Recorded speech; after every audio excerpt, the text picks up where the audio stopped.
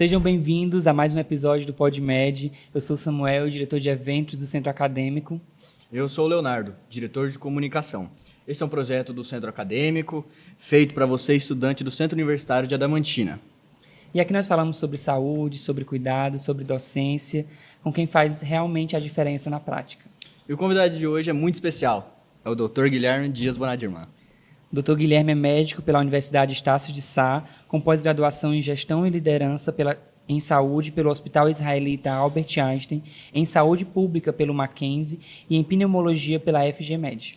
Atualmente é mestrando em Saúde Coletiva pela Santa Casa de São Paulo, docente do curso de Medicina do Centro Universitário de Adamantina e tutor da pós-graduação EAD em Medicina da Família e da Comunidade da Unifesp-Unasus.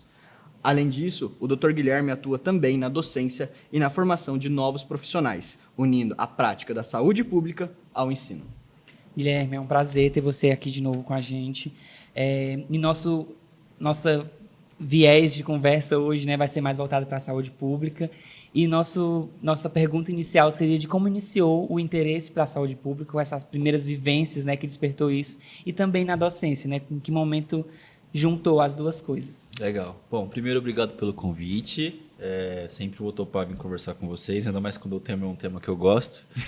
Quando que eu me interessei por saúde pública? Não foi na faculdade. A faculdade, geralmente, a gente tem um rancinho da saúde pública. Com e para mim foi igual também. Eu odiava as aulas de saúde coletiva. Nunca ia imaginar que eu ia estar fazendo mestrado de saúde coletiva depois.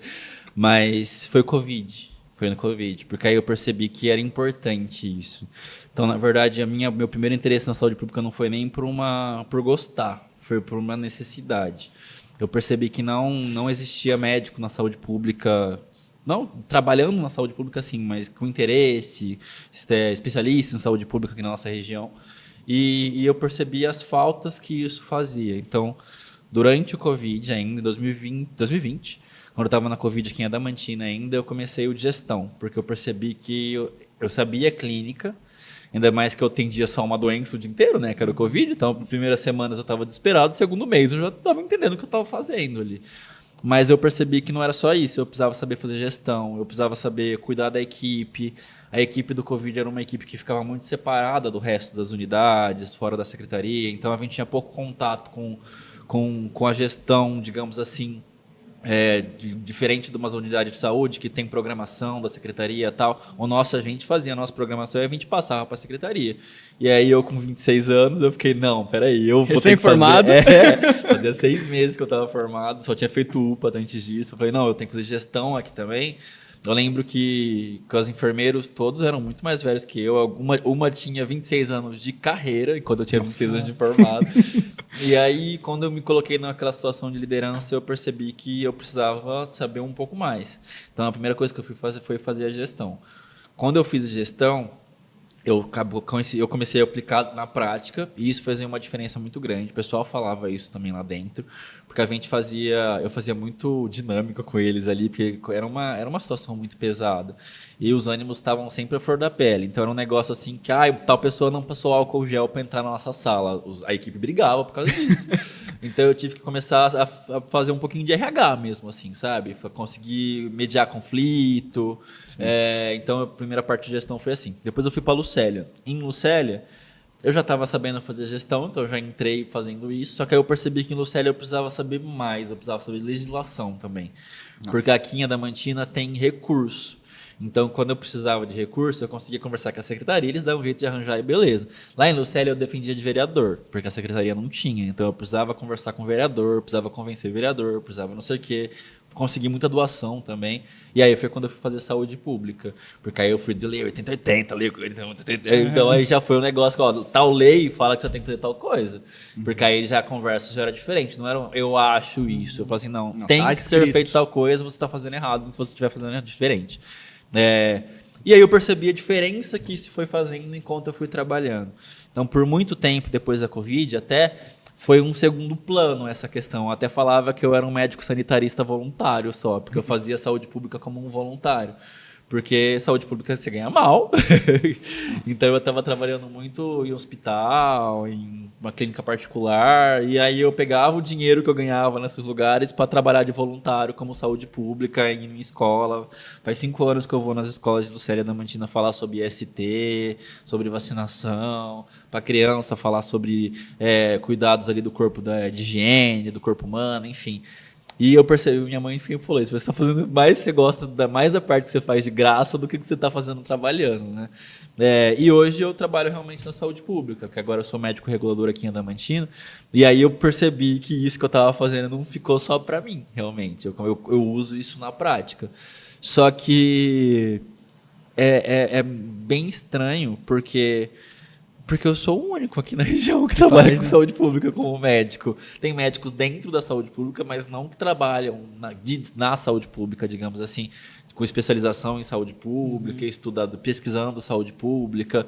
Eu acho que é mais... A maioria dos meus colegas que eu vejo que atuam parecido comigo foi mais uma questão deles caírem nesse lugar ali e beleza, vou trabalhar aqui, do que realmente querer estar ali, entendeu? Só que não foi na faculdade. Porque aqui na faculdade você acaba se interessando muito mais por essas partes práticas, assim, ó, sala de anatomia, ó, que lindo. Aí você vai para uma sala escura falar de lei. Exatamente. A gente quer ver paciente, a gente quer conversar com gente. Então é uma coisa que na faculdade eu não tinha interesse nenhum. Só que quando eu vi a importância disso, que aí levantou a luzinha e eu falei assim, não, eu preciso ir para esse lado. E a hora que eu entrei, eu me apaixonei. E foi desde o começo, né? No Rio de Janeiro você já começou. Nossa, foi bem bacana isso. Foi. E foi uma questão que foi desenrolando, assim, sabe? Porque se fosse perguntar pro Guilherme da faculdade, eu nunca falaria. Vai fazer saúde pública, Guilherme? Eu tinha uma colega que queria fazer saúde da família, não é nem saúde pública, ela queria ser saúde da família, ainda que é uma coisa mais clínica, Sim. né? Eu já ficava, você é muito louco. Não vai. Deus me livre.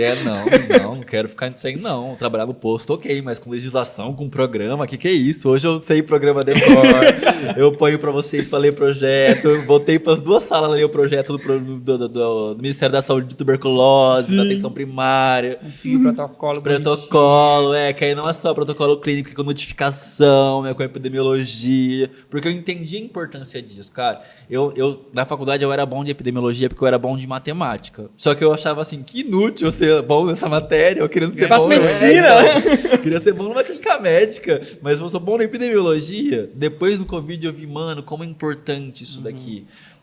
E aí a epidemiologia virou uma ferramenta importante para mim. Então, mesmo hoje que eu não trabalho com doença infecciosa, igual a Covid, eu ainda sou muito atento com a parte epidemiológica. Então, qual que está aumentando aqui? Eu adoro puxar gráfico de coisa, porque é uma coisa que você percebe a importância, sabe? E aí, quando você pega um cargo de gestão, esses números são importantes, porque você vê, pô, tá Onde subindo dá mais essa atenção, doença né? aqui, então, eu preciso investir nisso daqui.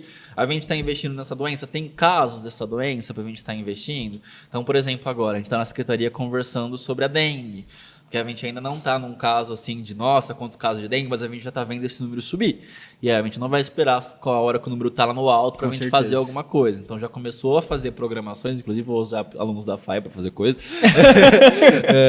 para a gente começar a organizar para a hora que está no pico, a gente já está fazendo coisa, não deixar para frente. Então a epidemiologia, a saúde pública, elas trabalham de uma forma que muitas vezes ficam de lado e acabam caindo muito na enfermagem. A enfermagem leva a saúde pública assim de um jeito que é espetacular. Só que não dá para deixar para eles fazerem sozinhos, porque tem muita coisa que a enfermagem não consegue ir, assim como tem coisas que o médico não consegue ir porque é da enfermagem, a enfermagem também. Então, quando eu entrei na secretaria, por exemplo, eu percebi que tinha muita coisa que estava parada porque não tinha um olhar de um médico ali, sabe? As filas de exame aqui da Adamantina, eu tenho pesadelo com essas filas às vezes. Porque eram umas filas imensas e era uma coisa que, tipo, entrava na fila e não tinha uma classificação. Vinha classificado do jeito que o médico colocou na UBS. Só que a gente já estava conversando com os médicos sobre isso essa semana passada. A gente sabe a nossa situação. Então, eles sabem dos pacientes que estão sendo atendidos ali pela unidade deles. Eles não sabem da do outro. Então, pode ser que no outro tenha alguém mais grave do que a da unidade deles. A gente sempre vai achar que o nosso é o mais grave, porque a gente não sabe do outro. E aí o meu trabalho é literalmente ler o de todo mundo. Eu pego os dois e fico, não, os dois são graves realmente. Mas esse vai morrer hoje se não fizer alguma coisa, o outro vai morrer amanhã, por exemplo. Então, eu tenho um tempo maior. Então, essas comparações que vão sendo feitas. E isso é um olhar de um médico. Então, enquanto não tinha um médico regulador aqui, por exemplo, a grande maioria das cidades não tem, A fila tá ali, uma fila de papel, é uma pessoa que entrou ali e vai ficar na pilha até ser chamada ou até acontecer alguma coisa que aí chama atenção e acaba puxando para frente.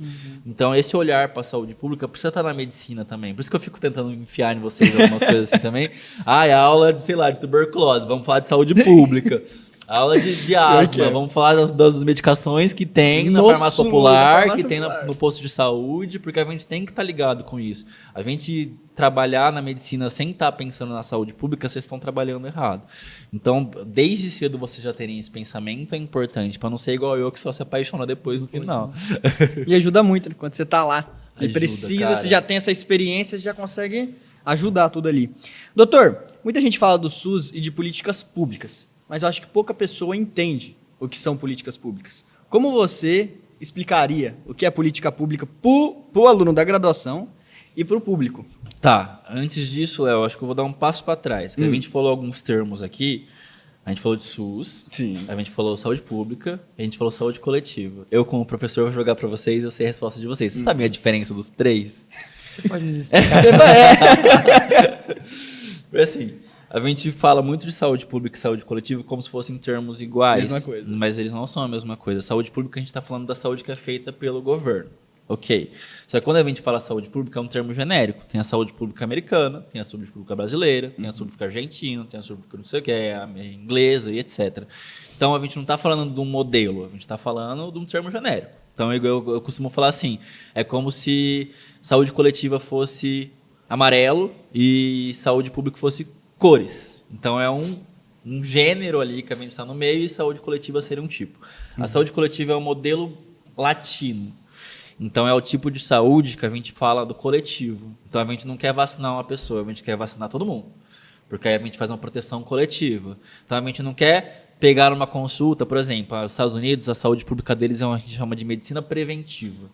É voltada para a pessoa especificamente. Então, é chegar um paciente no consultório e o médico falar, você precisa parar de fumar. A nossa saúde coletiva é botar um Drauzio Varela no Fantástico para falar para todo mundo parar de fumar e encher de cartaz nas faculdades, nas escolas, não sei o quê. Então, não é um negócio da gente trabalhar com uma pessoa só. A gente trabalha com o coletivo.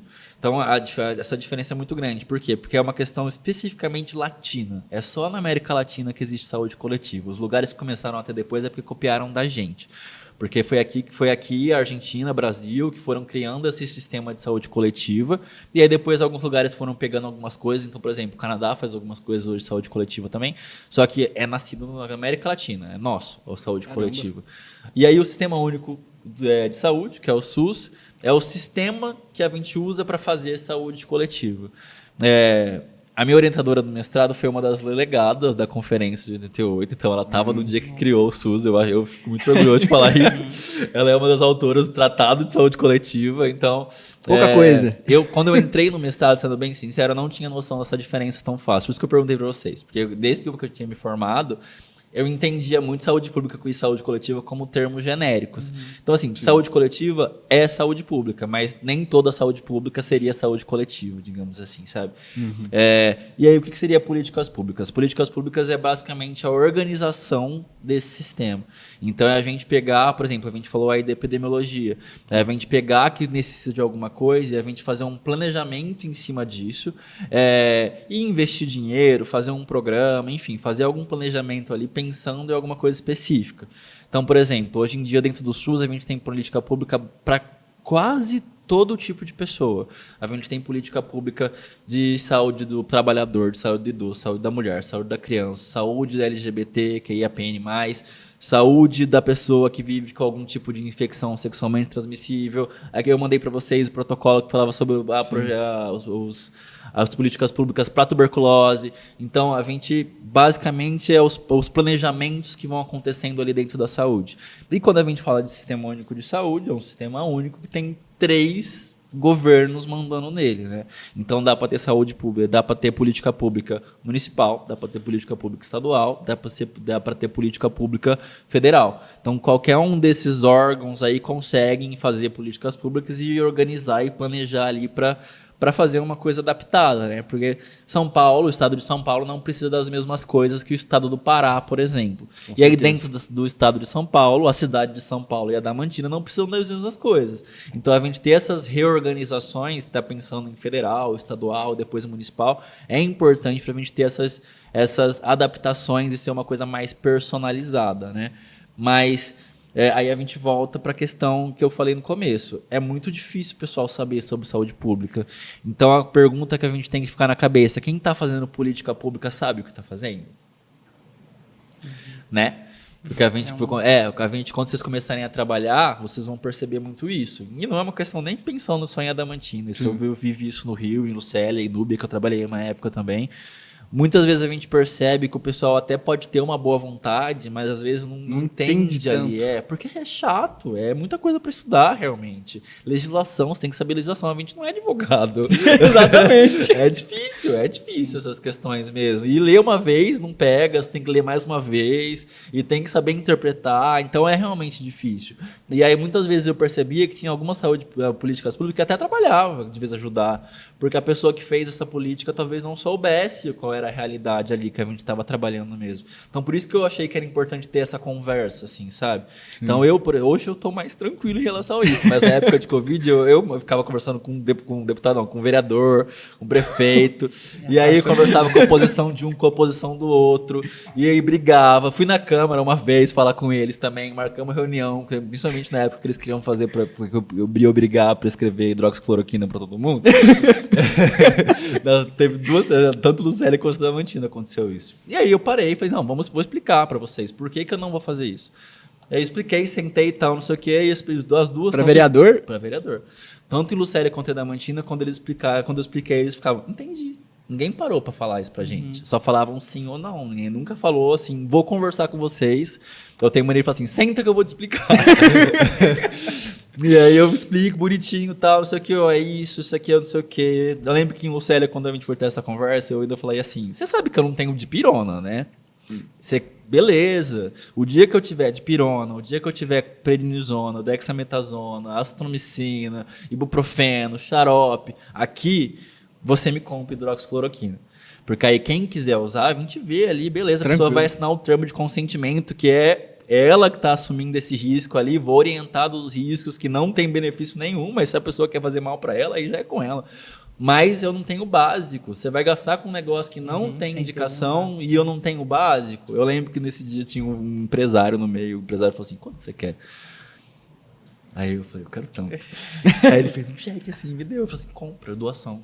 E aí em Lucélia a gente manteve essa Covid por quase um ano com medicação de doação, porque aí juntou maçonaria, juntou vários empresários assim, e eles começaram a ajudar. Então eu percebi o seguinte, que tanto o pessoal que está no governo, vereador, prefeito, quanto o pessoal leigo, digamos assim, sociedade, empresários, pacientes, educação, eles querem saber também. Eles não é uma questão de só eles estão querendo palpitar. Não, é saúde. Saúde todo mundo quer palpitar. Sim. Todo mundo entende um pouquinho de saúde. É o seu corpo, é a sua família, etc.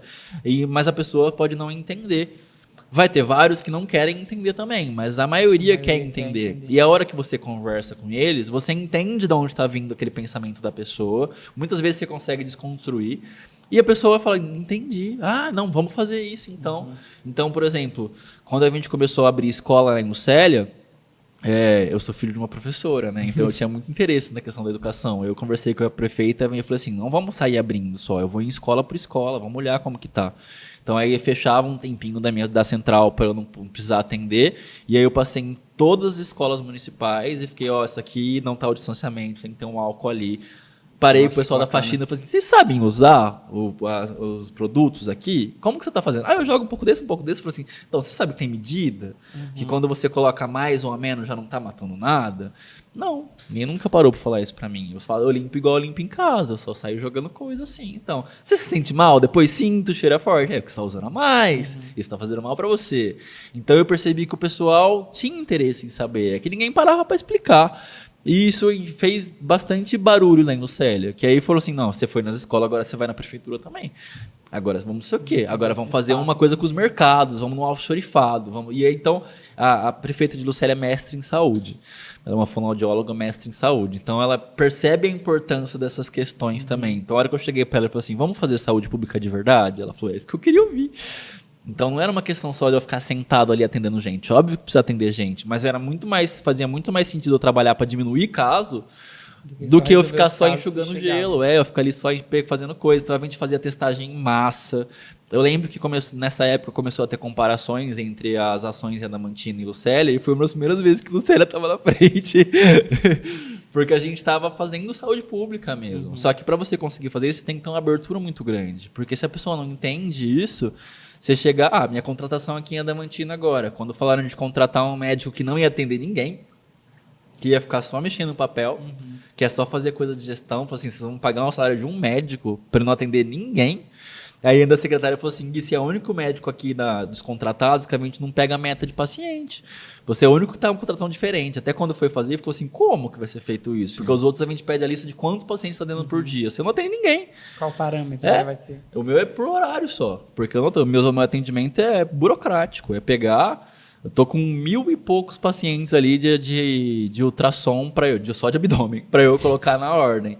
Então eu não tô atendendo presencial, mas eu tô vendo vários pacientes ao mesmo tempo. Só que uma pessoa que é de fora, assim, um vereador, uma pessoa do financeiro, por exemplo, fala assim, pô, é um gasto de dinheiro isso daqui. Só que eles não veem a longo prazo o quanto isso vai fazer diferença. Então, por exemplo, a gente já zerou aqui em Adamantina a fila de tomografia, de ressonância, de endoscopia e de colonoscopia. Se não zerou, ia zerar esse mês, para a gente agora entrar na colonoscopia. As filas que a gente já começou a organizar, que é ortopedia, neuro e vascular, já começou a andar. Então, são coisas assim que até, sendo bem sincero, eu nem esperava fosse ter resultados a curto prazo, mas aí eu lembro que a Adamantina tem dinheiro. Então, não é só uma questão de ter alguém para organizar, é você organizar e realmente conseguir fazer. Então... Só que o pessoal que é de fora, que fora da área, assim, não consegue perceber isso. E para aqui em Adamantina, por exemplo, antes de eu assumir esse cargo, os médicos da unidade de saúde estavam tendo que fazer isso e um pouco daquilo. Então tinha um que saía, às vezes, passa na papelada, da parte burocrática quando precisa, e acaba sobrecarregando outra pessoa. Então é uma questão que o pessoal que não entende dos bastidores pode ficar meio confuso ali e achar que é um gasto a mais. E, sendo bem sincero, é diferente aqui na região, realmente. Eu acho que, pelo menos do pessoal que eu conheço, assim, eu sou a única pessoa que estudou saúde pública dos médicos. E foi uma questão que eu nem estudei pensando em trabalhar em gestão de secretaria, nada. Foi mais porque eu sentia necessidade. Mas... hoje eu percebo a importância disso, e o pessoal que trabalha aqui, que eu tenho bastante contato com os médicos daqui, eles ficam assim, cara, eu não imaginava que fosse ter um resultado tão rápido. Eu fico assim, não, nem eu. Só todos, não é eu que tô fazendo isso também, não. É a secretária que tá puxando muita coisa, tá conseguindo apoio ali, assim. Só que saúde é caro. Saúde é muito caro. Eu entrevistei que eu também tenho podcast. Eu também entrevistei. Faz a propaganda. Então, entrevistei o Renato da Santa Casa esses dias. Ele tava falando dos valores que a Santa Casa. 70 mil só de energia por mês. É umas coisas assim bizarras de valores, assim, sabe? E aí, contratação de médico, a gente não é a gente se sente hoje mal pago, o médico, pensando aí o quanto que já foi pago antigamente, mas se a gente olha pro resto da população, ainda mais dentro da saúde, a gente ganha bem pra caramba. Então, o salário do médico é um valor caro. Então, quando o pessoal de Adamantina, por exemplo, cobra, vão aumentar a quantidade de médicos em Adamantina, não é só colocar uma pessoa ali mais. É um saláriozão que vai aumentar ali e é 24 horas, então é um valor caro, não é uma falta de vontade. Tem dinheiro para fazer isso? Então essas organizações da saúde que fogem só da saúde, porque para a gente pensar disso, essa questão de dinheiro, não vai ser mais um médico, precisa de um administrador ali no meio também. Sim. Então essas questões da saúde, eu acho que é uma área da parte pública que é diferente de tudo. Que não tem como comparar. Acho que a social também tem muito disso, assistente social. Porque não é só uma questão de número, não é só uma questão de a gente fazer um planejamento fechado, pode vir um Covid do nada, pode uma dengue que a gente já consegue planejar um pouco mais, mas sempre quando sobe um número acima ali do valor que a gente planejou já dá uma dor de cabeça. Tem que remanejar tudo. Então é uma coisa que pode ter uma mudança de uma hora para outra, então você tem que ter sempre um plano B ali na cabeça. Que eu acho que também os outros podem ter essas dificuldades, mas não é tão volátil igual acontece na saúde. Então a pandemia, por exemplo, afetou todas as áreas, mas ninguém afetou igual a saúde. A gente duplicou o trabalho ali. E hoje a gente tem resultados bons por causa disso, porque a gente evoluiu tanto na saúde por causa do sofrimento que teve na época, que hoje a gente tem resultados bons. Então, vacinas que ficaram, reformas que aconteceram, hospitais que compraram respirador e hoje tem respirador a mais. Só que ter esse pensamento para a saúde pública dentro da medicina ainda está sendo difícil de acontecer. Mesmo o pessoal que trabalha dentro, sabe? Ainda tem essa resistência da saúde pública. Muitos dos médicos não usam a saúde pública porque a gente acaba tendo mais dinheiro, então a pessoa acaba indo para particular e só trabalha no SUS, mas só critica. E aí não tem o interesse de fazer melhorar também, só ir lá para fazer um trabalho. Às vezes nem saber como funciona, né? Não sabe como funciona. Eu entrei sem saber. Eu vim com uma ideia de saúde pública, que era uma ideia muito carioca também, que o Rio foi um projeto modelo para a saúde da família. Então, o formato das UBS era lotado, como vê no jornal, loucura, quando tinha tiroteio às vezes, era loucura. Rio de Janeiro é desse jeito mesmo, amo o Rio de Janeiro, mas é loucura. Mas funcionava. Tinha consulta de enfermagem, pré-natal era redondinho, era uma coisa assim que eu fiz saúde da família. Quando eu vim para cá, eu assustei. Porque eu vim para cá como mais médicos a princípio, aí eu caí na 9 de julho com uma enfermeira maravilhosa, a Ellen, e aí eu lembro que eu fui os programas, como que estão os grupos aqui, doutor? Não. Não, a gente pode pensar em fazer, mas não tem. Eu falei, como que está sendo o funcionamento? Você atende das 7 às 5 horas. Eu falei, mas não tem grupo, não tem nada, não tem programa? Não. Aí eu falei, isso aqui é um ambulatório, então. Isso aqui não é unidade de saúde da família. Isso aqui é uma clínica, um ambulatório. Porque não está tendo programa. Eu lembro que quando eu entrei, ainda falavam assim, você não precisa participar da reunião de equipe. Porque os médicos antigos não participavam da reunião de equipe. Eu ficava, mas eu não faço parte da equipe. Eu vou saber como eu não faço parte da equipe, eu quero fazer parte da equipe também. Então, até essa questão do médico estar fora. O médico não está na saúde pública. O médico vem aqui, presta um serviço e vai embora. Aí é a equipe, a enfermagem, os técnicos ali, os agentes de saúde. O médico está fora, não tá dentro da equipe. Hoje eu perguntei para os meus colegas que estão nas unidades, vocês estão participando, agora a gente participa. Então isso já mudou, já teve essa mudança. Então agora o médico já está mais integrado. Mas ainda tem um caminho muito longo para ser seguido. E a culpa é nossa, é nossa classe que é a culpada. Porque os outros classes estão pedindo para a gente participar. É a gente que ficou de fora por esse tempo mesmo. Até por uma questão de remuneração, eu acho. E aí nós trouxemos assim, um bloco mais prático também, porque o fluxo dentro do SUS ele é muito específico, né? Certo. Cada coisa no seu nível, cada atenção na sua área, mas às vezes não fica tão claro para todo mundo, ou na graduação, ou para o público leigo, para onde seguir. Ou então geralmente assim, vou direto na Santa Casa, Sim. Vou direto no pronto-socorro. Sim. Né? E às vezes não é o lugar ideal para o que busca 90% o das vezes não atendimento. é. Né?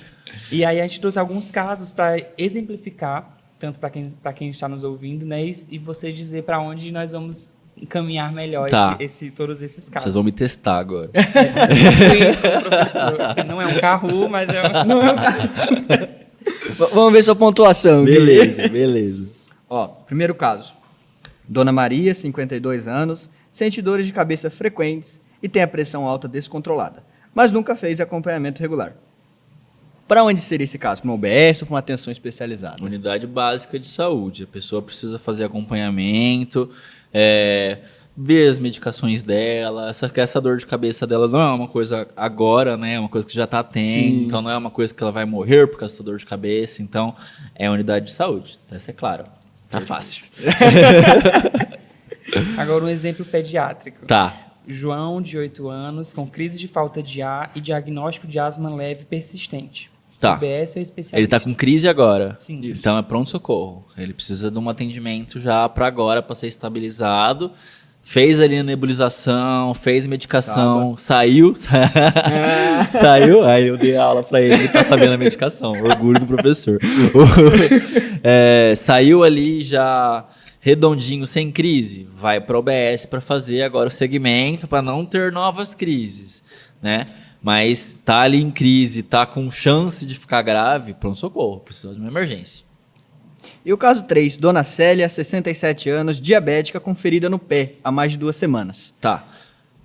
UBS. A pessoa já tá há mais de 2 semanas. Então, falou assim, já faz mais de uma semana que eu tô sentindo alguma coisa. Já não é pronto-socorro. Se você já tá uma semana sentindo alguma coisa, Não é já não é emergência. agudo, Você não... Eu lembro uma vez que eu conversei com um vereador também, que ele ligou para reclamar que não tava conseguindo consulta para aquele dia para uma pessoa do Covid. Aí eu falei minha frase sempre, você tá sentado? Senta que eu vou te explicar um negócio, foi por telefone. Aí eu até achei que eu ia estar sendo grosso. Aí eu falei, ele precisa de um atendimento de prontidão? Aí a pessoa precisa. Eu falei assim, prontamente ele precisa de um atendimento. Então é pronto socorro. Se ele precisa de um pronto atendimento, é pronto socorro. Aqui é uma unidade básica. Então, se ele tem uma queixa básica que consegue esperar até o dia seguinte, ou até mais às vezes, é uma unidade básica. Mas se ele precisa de um pronto atendimento, é pronto-socorro, é uma UPA, de unidade de pronto atendimento. Não é aqui que você tem que vir. No dia seguinte, o vereador falou assim, nunca me explicaram tão bem sobre saúde pública. Ele postou no Facebook. eu vi o marcado, eu já fiquei, meu Deus. O que eu fiz? E hoje, até hoje, quando ele para na rua, ele fala, cara, eu lembro o dia que você parou para me explicar por telefone qual que era a diferença de cada um, tal, não sei o quê. Que é uma dúvida que o pessoal tem, até que organiza tem. Então, assim, se faz mais de uma semana que a pessoa está sentindo alguma coisa, é a unidade básica de saúde. Pode ser, por esse caso aí do pé diabético, uma infecção no pé, pode ser que a pessoa chega numa unidade básica de saúde e é encaminhado para um hospital. Só que a porta de entrada é a unidade básica de saúde. A não ser que seja uma emergência, o posto de saúde é a porta de entrada. Tipo uma dor no peito, irradiando para o exatamente, esquerdo. Exatamente. Você para de ficar puxando o saco do professor, tá? Tá vindo P2 aí. Ele tá puxando. Mas a nossa ideia foi mostrar com esses casos mais práticos, assim, do quanto o SUS ele tem um fluxo muito específico e um cuidado bem direcionado, né? Ele tem, cada coisa tem o seu lugar. Por mais que às vezes o SUS nos transpareça esse caos, assim, que muita gente julga, tem muito protocolo, né? Tem muita regra a ser seguida e tem um fluxo muito bem determinado. Sim. E é bem organizado também. Mesmo as pessoas não acreditando, o SUS é bem organizado. É que a demanda e as pessoas não souberem, para onde eu vou? UBS, pronto-socorro, isso vai causando o aumento de fluxo, mas o SUS é bem organizado. Doutor, o senhor atua tanto na prática da saúde pública quanto também na formação médica. Certo. Quais os maiores desafios que o senhor percebe ao aproximar os alunos da realidade do SUS? Tá, boa pergunta. Eu acho que a visão que vocês têm é uma visão que a gente precisa trabalhar, principalmente no começo. Sim. Porque a gente tem essa visão que vocês falaram de quem vê de fora, dá a impressão que é uma bagunça aquilo ali. E muitas vezes, em alguns lugares, podem até ser realmente, porque o sistema é feito de pessoas. Então, mesmo que a gente pegue o mesmo sistema e coloque em lugares diferentes, vai ter lugar que vai estar funcionando maravilhoso e vai ter lugar que está funcionando bem. A culpa do sistema não é que as pessoas talvez não estejam sabendo fazer ele, ou não tenham o dinheiro que precisa, enfim. Esse exemplo que vocês deram, por exemplo, de quando vai para o hospital, quando vai para a unidade básica de saúde. Resumindo, unidade básica de saúde é quando a pessoa não vai morrer por aquilo ali agora e quando tiver com a chance de morrer ou uma dor muito forte, para ontem, é pronto-socorro.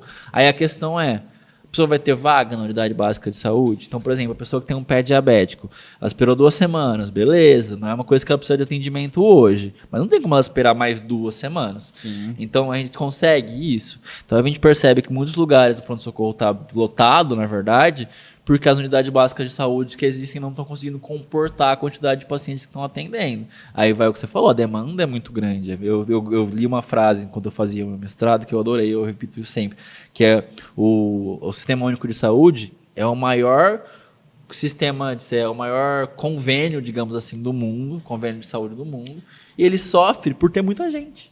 Se fosse um sistema particular, por exemplo, o fato de ter 200 milhões de pessoas dentro dele, é um negócio assim, meu Deus, tem muito dinheiro ali. Sim. O nosso não é o contrário, a gente tem um financiamento que já é hoje baixo, principalmente aí depois de 2016, que cortou mais o financiamento. Então a gente tem que trabalhar com o que consegue.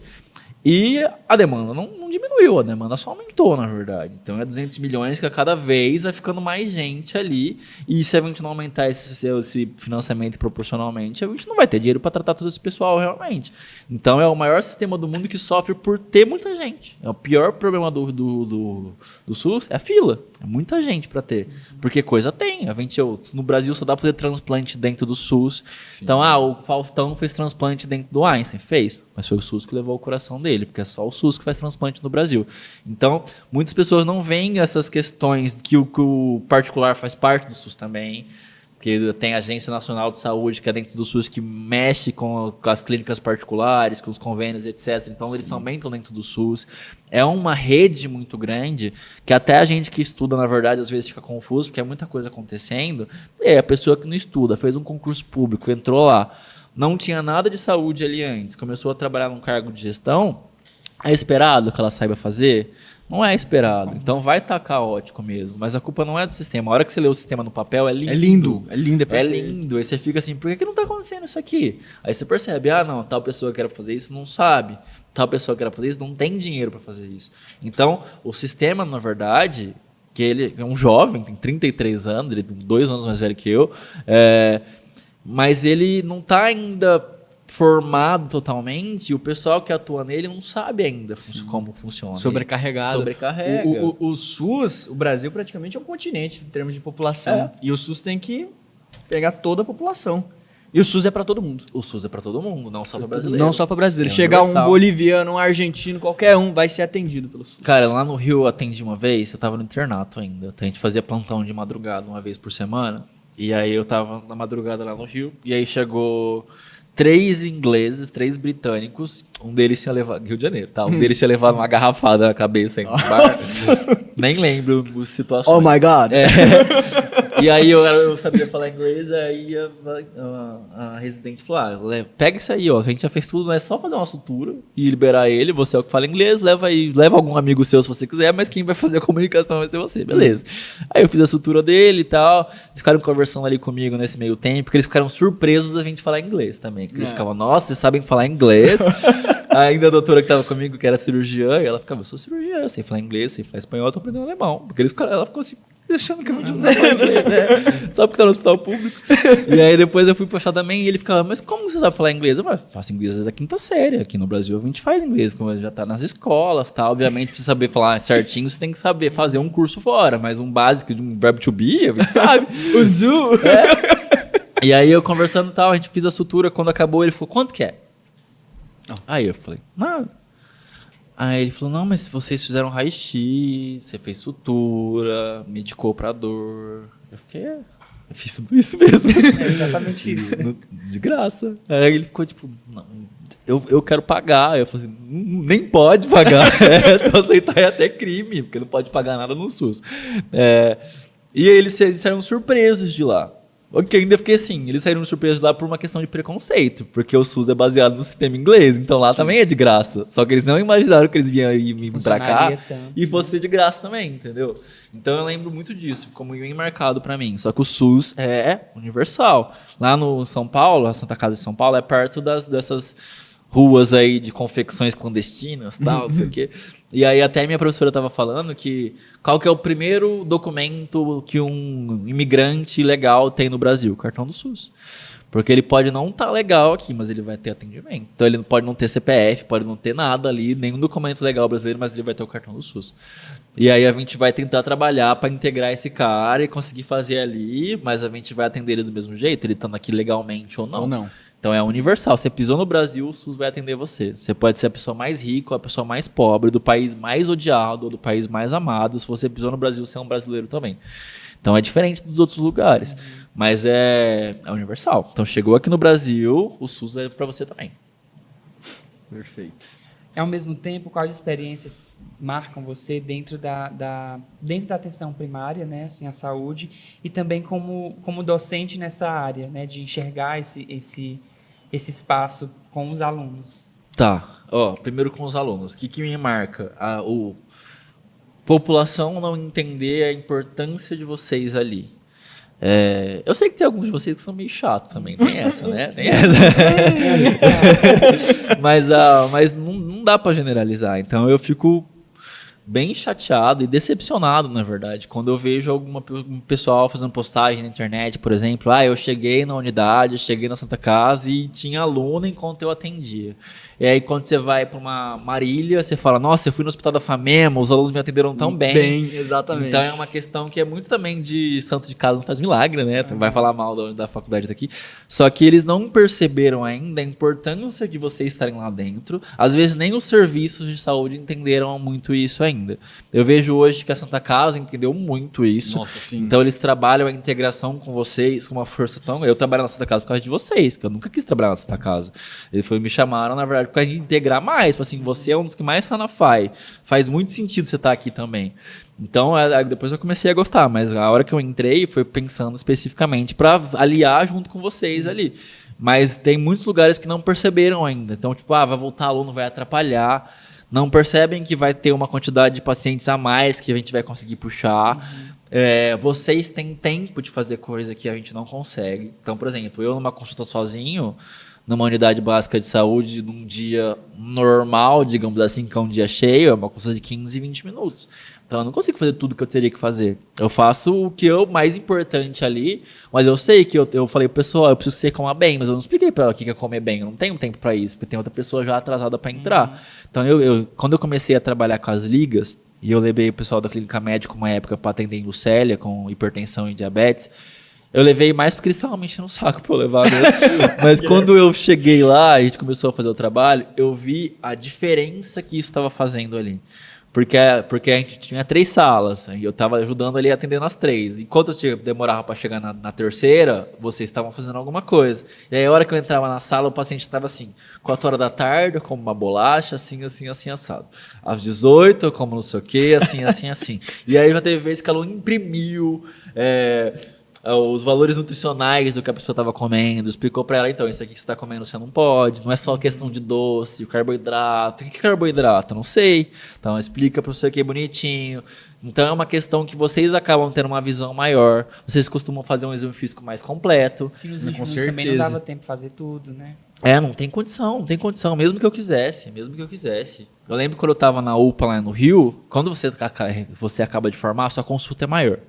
Porque você sai com a cabeça de semiologia, que a gente manda vocês fazerem uma anamnese de 4 páginas, fazer um exame físico completo. Qual o nome do cachorro? Tem saneamento básico. Então chega aquela pessoa ali que tá com dor no pé e você vai ouvir o pulmão dela, você vai palpar a barriga, você vai fazer tudo. E aí você vai começando a cortar. Eu entrei num ritmo de plantão muito rápido, então eu acho que minha demora assim, de consulta foi na primeira, segunda semana, depois eu já comecei a fluir. Mas e aí, é acelerado também, né? Acelerado também, você entende porque você também é. Pra vocês dois na sala. E aí chegou uma hora, depois de um mês que eu tava na UPA, a gestão da UPA começou a me puxar e ficou assim, dá uns conselhos para os recém-formados, para eles começar a dar uma puxada ali e tal. Porque aí ninguém queria fazer plantão quando tivesse recém-formado, porque ficava eu que vou ter que atender tudo. Aquele cara atende uma pessoa a cada 1 hora, eu vou ter que atender 6 por hora aqui. Então eu falei, não, gente, vamos conversar, vamos tentar não sei o quê, quando precisar a gente vai se chamando. Porque a gente tem que ter esse coleguismo também.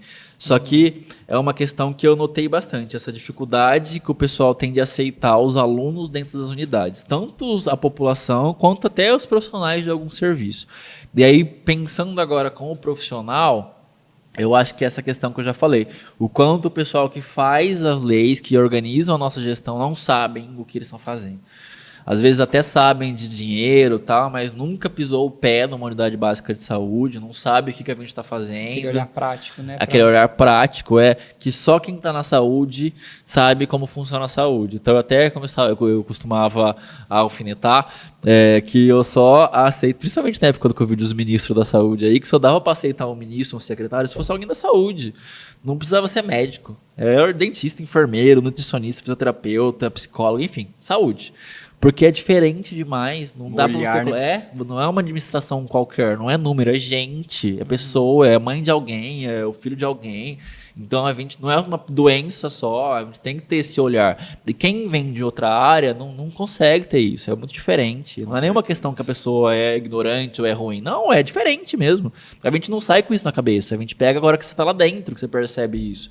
Então essas questões me pegaram bastante. Então, como profissional, a falta de entendimento das autoridades sobre como funciona ali dentro e como professor vendo aí a realidade de vocês, o quanto a sociedade, a população não aceita ainda o quanto vocês são importantes ali dentro. Não só por estar puxando mais gente para atender, tendo um tempo maior para dar atenção, mas vocês estarem em uma formação boa é importantíssimo pro pessoal daqui a um tempo, daqui a uns anos. Porque, não aprendi isso na faculdade. Você vai aprender que horas? Vai ser médico. Você vai aprender carimbando para quem você vai aprender ali googlando na hora, como que vai ser isso, entendeu? Então vocês terem esse campo para treinar, supervisionado, é muito importante, é muito importante. Enquanto a população não perceber isso, eles estão perdendo, não é nem vocês, porque vocês devem te dar um jeito, mas eles estão perdendo isso aí. E juntando esse assunto, né, da docência da saúde coletiva e da saúde pública também, eu acho que cabe a gente lembrar do quanto as atividades extensionistas que acontecem aqui desde muito cedo. Um comentário especial aí para a Fran, para a Marisa, para a Rose, são professoras que nos conduzem, afrontado com doutoranda, né, em saúde coletiva, e aí são pessoas que nos levam para a porta de entrada, né, que a gente dá as visitas domiciliares, a educação em saúde nas escolas, são relatos de experiência que a gente vem divulgando, né, como também eu estive no Congresso de Saúde Coletiva na Universidade Estadual do Ceará, e o quanto são experiências que às vezes a gente não valoriza tanto, sim, mas na hora que a gente leva para outros espaços, a gente vê o quanto foi relevante, o quanto é elogiado, e o quanto isso contribui para a nossa formação, e principalmente para a entrada, né, para a gente estar inserido nesse espaço desde cedo. Sim. Acho que são espaços que a gente consegue ocupar bem durante esse espaço que ainda não é tão crítico, né? Assim, mas vai preparando a gente para poder chegar em vários outros ambientes. Você comentou aí professoras de um gabarito excelente, de currículo altíssimo, mas você percebe o quanto a medicina está fora disso ainda? Essas áreas de pesquisa, principalmente relacionadas à saúde pública, a enfermagem lidera assim, de vez, e eles fazem um trabalho muito bom, só que era pra gente estar junto com eles, não era pra gente estar deixando eles puxarem sozinhos e a gente ir ali na aba ou dar uma criticada só de fora, mas era pra gente estar ali também, era pra ter médico ali puxando essas questões também, entendeu? Então eu acho que é isso que eu sinto bastante ainda, que as outras áreas já entenderam essa importância, já migraram para essa área e já estão aí no doutorado, enquanto a gente ainda está tentando fazer um mestrado ali ainda, está começando a fazer uma pós-graduação, porque a gente está começando a ter essa importância. Eu, na minha sala de do mestrado, eu era, acho que de uns 20, tinha 2 ou 3 médicos ali também. E os 2 médicos eram infectologia, porque a infectologia entende a importância da saúde pública, porque eles são epidêmio, então é número, eles entendem a importância da saúde pública, o clínico, o cirurgião, então nem se fala. A gente não pegou ainda a importância que a saúde coletiva, a saúde pública tem para o nosso trabalho. Então precisa ter essa mudança de visão. E, doutor, qual a importância da conciliação para o fortalecimento do SUS de gestão, educação e da população no fortalecimento do SUS? Tá, ótima pergunta, Léo. Eu tenho eu estou numa situação muito privilegiada para falar sobre isso, porque eu trabalho eu falo que eu trabalho nos 3 principais braços da saúde aqui da Diamantina. Que eu estou na Secretaria de Saúde, estou na Santa Casa e estou na FAI, que é importantíssimo para a saúde daqui. Eu nem tinha noção do quanto era importante antes de eu estar dentro da secretaria. Aí eu vi o quanto vocês são importantes para a população mesmo. Então até eu que estava aqui dentro não tinha essa noção, até eu estar nos bastidores reais ali de gestão. E fora esses 3 lugares, que são os lugares que pagam minha comida, eu também faço a parte da educação para a população. Então é rádio, é escola, porque principalmente no Covid, que me deu uma visão de saúde pública muito forte, eu percebi que não era com o médico que eu tinha que estar conversando, não era com o enfermeiro que eu tinha que estar conversando. Os enfermeiros já sabiam o que eu estava falando. Eles, uma hora ou outra, eles queriam um aval ali só, ou confirmar, ou me explicar alguma coisa, muitas vezes. Só que era a população que não estava sabendo. E ninguém estava conversando com a população. A não ser que a população viesse brigar por alguma coisa, ou fizesse uma postagem zona aí no grupo do Facebook, e aí alguém ia lá e dava uma explicada por cima, mas ninguém parava e falava assim, vamos te explicar antes de dar algum problema? Senta. Senta que eu vou te explicar. Ninguém para e fala assim, casinho, esse caso, vai para o pronto-socorro ou vai para a unidade básica? É difícil acontecer isso. Então eu senti essa necessidade. A rádio sentiu até antes de mim, porque eu não fui pra rádio porque eu quis. Eles começaram a me chamar. A primeira vez que eles me chamaram, eu falei, não vou, tenho mais o que fazer. Trabalho demais já. E aí eu comecei, eles falaram, você consegue vir às vezes no jornal? Então, eu falei, vem. Então, cada 15 dias você vem pra falar de Covid, beleza. E aí eu comecei a perceber. Começou a diminuir o atendimento desse grupo que você falou no jornal.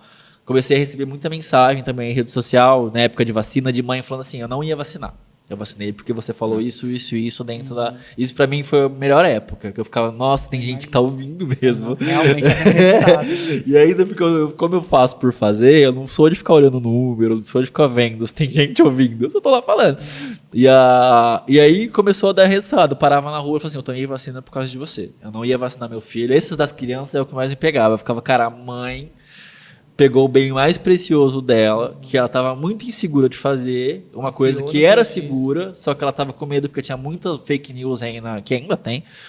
E aí ela confiou num cara que estava na rádio, só porque eu estava usando de branco, só porque eu estava de jaleco. E aí eu vi a importância dos símbolos também. Então, geralmente, eu até brinco que eu tenho é o Superman e o Clark Kent. Então, quando eu tô de médico, geralmente eu vou estar de jaleco, independente de ser na rádio, não tô atendendo ninguém. Porque eu entendo o símbolo que isso tem. Eu estar falando aqui, porque hoje eu vim de Guilherme. Então, eu estar falando aqui de camiseta polo é diferente de eu estar falando de branco. A pessoa para me ouvir. Eu lembro uma vez que eu fui falar do almoxarifado lá em Lucélia, e aí eu passei assim do lado de um senhorzinho do almoxarifado, que ele tava falando com outro cara, e falou, mas ele é médico, ele nem tá de branco. E aí eu já percebi que ele já me respeitou menos por eu não estar de branco. Então esses símbolos são importantes. Tem gente que, independente da roupa que eu estiver usando, vai me saber que eu sou o Dr. Guilherme ali. Tem gente que, se eu não tiver de branco, eu não sou o Dr. Guilherme. Então a simbologia também faz parte, sabe? Lá na saúde pública a gente fala muito dessas questões de imagem, de marketing também. Então, não é à toa que a gente pegou um médico mais conhecido do Brasil para fazer propaganda de cigarro no Fantástico. Não foi uma escolha aleatória, foi pensado. Foi tudo muito programado, essas questões de saúde. Não é à toa que no Big Brother, quando tem caso de dengue, aparece o apresentador e fala assim, vocês estão passando repelente aí? Na época do Covid, vamos aprender a lavar a mão? Então, não é por bondade deles? Não, o Ministério da Saúde está pagando para isso acontecer. A gente quer que isso aconteça mesmo. Então, quando a Globo faz essas coisas, não é por bondade dela. É porque tem um investimento do Ministério da Saúde para isso acontecer. E isso acontece em nível estadual, nível municipal também. Só que o pessoal, quem está de fora não vê a complexidade que é fazer saúde pública. Ainda mais quando a gente pensa no sistema que a gente tem de saúde coletiva. Então, eu não estou pensando numa pessoa só. Tô pensando no coletivo. Então eu não me importo não é uma pessoa só que eu quero vacinar, eu quero todo mundo vacinado. Porque aí vai ser a proteção ali eu esqueci o nome do tipo de proteção, que é aquele quando tá junto todo mundo protegido. Diminui os casos. E diminui casos. Tem uma pessoa ali no meio que não tomou a vacina, mas tem 30 que tomou, então esses 30 protegeram essa daqui. E a gente tem vacinas que são transmissíveis também. Tem algumas vacinas que a hora que a gente aplica na pessoa, ela passa para outra pessoa ainda esse vírus morto e a pessoa acaba ficando imune mesmo não tomando a vacina. Então é importante que essas questões aconteçam. Doutor, você até falou sobre a diminuição da vacina. Acho que até para epidemiologia, né? Como a vacina é importante para a população? Porque devido às fake news, diminuiu muito a tomada de vacina. Bastante. E doenças que estavam, entre aspas, extintas, por exemplo, coqueluche, pólio, sarampo, estão retornando. O que você tem a falar sobre as vacinas para estimular mais ainda? Primeiro eu vou respirar fundo. Por favor. Porque assim, vacina é um assunto sério para mim. Eu sempre fui muito fã de vacina, eu sempre gostei de saúde pública, né? Não sou hoje, mas eu sempre tive um quezinho ali para esse lado. O Covid, cara, eu tenho total noção, na verdade, que se não tivesse tido um Covid na minha vida, eu ia ser outra pessoa. Talvez eu nem estivesse dando aula aqui pra vocês, porque teve uma mudança na minha carreira total. Talvez eu nem estivesse aqui, eu ia estar no Rio ainda, né? Porque eu não mudei pra cá por causa do Covid, eu teria ficado lá mais tempo. Mas o Covid me deu várias mudanças ali na minha visão, e o de vacina foi uma delas. Porque eu não li sobre vacina, eu vi isso acontecer. E foi uma coisa assim fantástica, que eu espero que vocês nunca tenham que passar também. Mas se vocês passarem, vocês vão entender o que eu estou falando. Porque eu atendia pessoas ali de idades variadas, principalmente idosos e pessoas de adultos mais velhos aí com comorbidades, que eram que chegavam mais graves e acabavam tendo preferência para atendimento. Vacinamos essa população em janeiro, fevereiro, só atendia adulto jovem. Vacinamos em fevereiro essa população. Em março, eu atendi só adolescente. Chegou em maio, eu era pediatra. Porque só as crianças não tinham atendido, não tinham tomado ainda. E eu literalmente passei algumas semanas atendendo só criança. E era uma coisa que eu não estava vendo no jornal, igual o resto da população estava fazendo. Eu estava vendo acontecer. E era uma coisa assim que para mim era visível. E eu gosto de gráfico, então eu colocava no sistema para aparecer o gráfico para mim. E era assim... Idosos, criança. Então foi muito notável o efeito da vacina pra gente. Parou de ter caso? Não, obviamente não parou de ter caso. Mas os casos eram tão leves que a pessoa não procurava nem atendimento. Só que aí ela ficava em casa com sintomas leves, vinha o neto, tomava dipirona, vinha o neto que não tinha vacina, e o neto ficava mais grave que a avó. Então a gente viu a faixa etária mudando, que foi uma das coisas mais interessantes que eu já passei na minha carreira. Essa questão de ter visto uma vacina na prática acontecendo. Porque a gente sabe que tem doenças que não existem mais por causa de vacina, mas a gente não viu isso acontecer, a gente leu só. A gente pegou o artigo ali e viu isso, leu isso como aconteceu lá, a descrição das pessoas, mas a nossa geração não viu isso acontecer, porque essas doenças são anos 90 que elas pararam de existir. Aí teve Covid. E aí foi uma questão assim que quem prestou atenção não pode criticar a vacina mais. Obviamente, a gente tem que estar sempre com a dúvida. Então, você questionar é diferente de você negar. Então, você questionar a ciência faz parte do método científico questionar. Sim. Então, é para questionar. Vamos ver se isso aqui é real mesmo? Vamos testar mais uma vez? Realmente, é para fazer isso. Faz parte do método científico. É diferente de falar assim, isso aqui não funciona. Por quê? Não funciona. Por quê? Não sei, não funciona.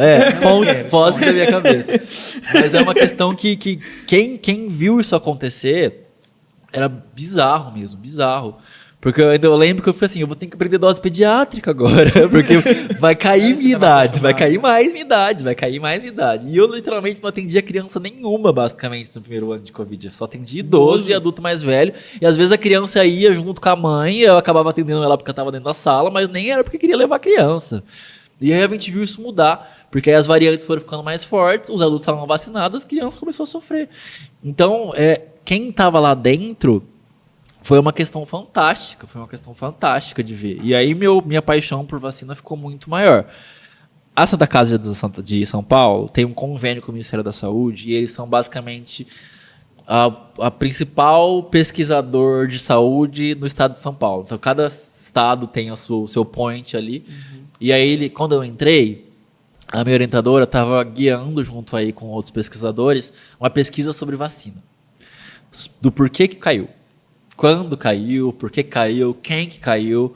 E achei super interessante, porque eu achei que ia ser camadas altas que caíram. E as camadas altas aumentou, foi camada baixa, foi classe C que parou de vacinar. Porque o pessoal aí com mais valor financeiro, digamos assim, ele pode ser desconfiado, mas ele não quer morrer. Então ele foi atrás, ele estuda, ele conversa com um médico particular que vai falar para ele tomar vacina e vai. A pessoa da classe C pega um vídeo aí no WhatsApp falando que não é para tomar, ele não tem acesso a um médico fácil para tirar dúvida, para ver o que é fake news, o que não é, e a pessoa só vai aceitar. Então a gente teve uma queda na classe C que era a que mais vacinava antes. E isso é totalmente por causa de fake news, porque a gente viu essa queda acontecendo justamente a hora que as fake news começaram a subir. E nem vou falar mal do presidente antigo, foi antes dele ainda. Foi ali em 2016 que começou a cair já. O dele teve uma queda maior, mas a gente foi fruto já do que estava acontecendo antes. E a culpa é da saúde pública, porque a gente fazia vacina. Qual que é a idade de vocês? Eu tenho 25. Você é 25, 21. Você talvez não tenha tanto, eu acho que ele vai ter mais. Você lembra da gotinha? Sim. Você lembra que era um evento? Uhum. Hoje não é mais. Hoje vai lá e vacina. Hoje está voltando a acontecer isso, porque perceberam que caiu e eles estão tentando voltar. Só que eu tenho a memória da criança, do Zé Gotinha, me dando bala, e eu indo lá e dando pula-pula, e sendo um evento o dia da vacinação, e chegar no dia na escola, você foi? Porque é um evento, não era um negócio que eu fui lá só fazer. Um ídolo, Zé Gotinha. Eu quero tatuar o Zé Gotinha. Mas era um evento, e isso foi caindo, entendeu? Então, porque a gente estava com níveis tão altos, a gente era um dos países que mais vacinava no mundo. A gente ainda é um dos países que mais vacinava no mundo, só que a gente caiu bastante. E eu acho que os governos foram vendo e falaram assim, a população já está vacinando, a gente não precisa mais. A gente não precisa mais pôr a Xuxa para fazer propaganda na televisão sobre vacinação. A Xuxa, um dos maiores ídolos infantis aí dos anos 2000, a Xuxa aparecia na televisão, mandava tomar vacina, eu queria tomar vacina. Então é um negócio Quem que tá fazendo isso hoje? Isso que sumiu. Isso não acontece mais. Isso é uma questão que aparece aí pontualmente de vez em quando. Tentaram com a galinha pintadinha aí, uma época que eu vi também. Só que não é uma coisa com uma força grande igual tinha antes. E aí a população, a força da propaganda boa diminuiu enquanto a fake news aumentou. Como espaço, né? Então não tem como a gente Gera esperar desconfiança. exatamente. Não tem como esperar que a gente vai estar fazendo ainda da mesma forma. Eu mencionei o sarampo. A eficácia da vacina do sarampo é 98%. Pra gente ter voltado a ter caso de sarampo é porque o povo não vacinou. Porque é quase 100%. A do Covid era 60%, 70%. Então Ainda era uma. vai. Mas a do sarampo é 98%. Uma das mais altas que a gente tem. E a gente voltou a ter caso de sarampo. Por quê? Porque a pessoa não vacinou. Então são questões que se você não tiver alguém prestando atenção nisso, os números que são pequenininhos aí, uma hora vai virar uma bomba. Então por isso que é importante a epidemiologia. Antes da gente ter a bomba, a gente está vendo, tem um caso de sarampo. No Vamos dia aqui, seguinte, aqui, já né? temos 2, já vamos fazer alguma coisa enquanto é só 2, porque quando for 1000 já vai ser difícil demais. E são doenças importantes, né? Não estamos falando de uma gripinha, alguma coisa. São doenças importantes que Cara, requerem nunca cuidado. é uma gripinha. Nunca é uma gripinha. E isso, quando a gente fala uma gripinha, é até injusto falar, porque a gripe é uma das doenças que mais mata a gente no mundo. Então é uma coisa assim que pra jovem, é uma gripinha, mas pega um idoso e dá uma gripe. É uma pneumonia e pode evoluir pra óbito. Se fosse uma doença leve, igual a gente fala que a gente não tinha vacinação todo ano pra gripe. Exatamente. É a vacina que tem todo ano. Todo ano é uma vacina diferente, que é feita com base na vacina do ano passado. Então eles pegam hoje os casos que mais tiveram de gripe de 2025. Então eles veem qual é o tipo do vírus que teve em 2025 e eles criam para 2026 baseado no que aconteceu no ano seguinte. Então não é nem a mesma vacina. É uma vacina que muda literalmente todo ano. Então a importância dessa... É uma doença leve desse jeito? Você vem para aí o Butantan, o Ministério da Saúde, os médicos iam estar focados em fazer uma campanha, em fazer uma vacina todo ano nova, que tem campanha também. Não é só uma vacina que a gente chega e fala, gente, tá essa vacina aqui. Não, tem data pra tal, vai ter propaganda na televisão, vai ter o dia D, vai ter não sei o quê. A gente ia estar mobilizando tudo isso se fosse só uma doencinha, uma gripezinha, não é importante. A gripezinha é uma gripezinha hoje porque a gente tá vacinando ela faz tempo. Então hoje quem acontece alguma coisa com a gripe é porque a pessoa tá com imunidade baixa ou pegou um vírus que a gente não fez a vacina ainda ou não tomou a vacina. Então a gente tem hoje a audácia de chamar de gripezinha a doença, porque a gente tem vacina para ela já. Se fosse, joga lá nos anos 80, 90, a gripe suína quando apareceu. Nossa Hoje em dia Senhora. a gente tá vacinando para gripe suína, a gente nunca mais ouviu falar. De vez em quando volta um H1N1 aí, a gente fala dela um pouquinho, mas é falar de aumentar caso. Muito raro acontecer ali uma morte. Acontece, a gravidade que foi naquela época, que a gente isolava a pessoa, que foi igual ao Covid, parou a escola também por um tempo, vacinamos. Sumiu. Então é importante isso.